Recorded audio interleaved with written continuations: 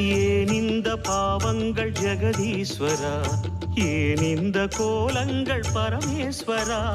ஏன் இந்த தடுமாற்றம் சர்வேஸ்வரா, ஏன் இந்த அவலங்கள் கங்காதரா, மூன்றாவது